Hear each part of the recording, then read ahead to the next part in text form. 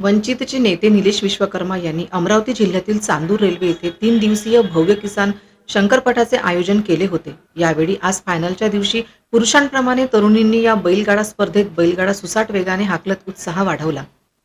अगदी काही सेकंदाचा थरार यावेळी दिसून आला होता। या बैलगाडा स्पर्धेत अगदी महिलांनी यात सहभागी होऊन आम्हीही मागे नाही हे यावेळी दाखवून दिले। यावेळी पुढील वर्षी महिलांचा बैलगाडा स्पर्धा आयोजित करू असं वंचितचे नेते विश्वकर्मा यांनी सांगितले। बैलगाडावर बसून हातीदोर घेत तरुणींनी यावेळी मोठ्या उत्साहात बैलजोडी पळवली। महाराष्ट्रात हा तरुण ज्या ताकदीनं पुढे येतो आहे आणि बैल जोडीचा हा जो एवढा मोठा रणसंग्राम चांदुरात घेतला, याच मला आज आनंद वाटतो की माझ्या ज्या तरुण मुली आहेत, ज्या माझ्या बहिणी आहेत, त्यांनी मोठ्या आत्मविश्वासानं या जोड्या हाकण्यासाठी आज इथं आलेल्या आहेत। निश्चितच एक मोठा मेसेज संपूर्ण महाराष्ट्रात जाईल। हा पुरोगामी महाराष्ट्र आहे। सातत्यानं आमच्या महिला कुठेच मागे नाही, प्रत्येक क्षेत्रात, आणि आज पटात शंकरपटात त्यांनी ही आज बैलजोडी हाकलली आहे। हा एक चांगला मेसेज संपूर्ण समाजासाठी आहे।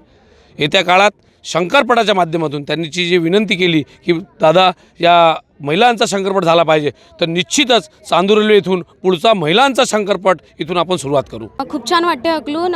मी पहिल्यांदा तळेगावला हकलली, त्यानंतर आष्टाला गेलो आम्ही, आता चांदूरला आम्हाला बोलवलं नाही। महिला पुरुषांपेक्षा काही कमी नाही आहे। बस हकलायचं आता असंच। ठळक घडामोडींसाठी देशोन्नती न्यूज चॅनलला सबस्क्राईब करा आणि बेल आयकॉन प्रेस करा।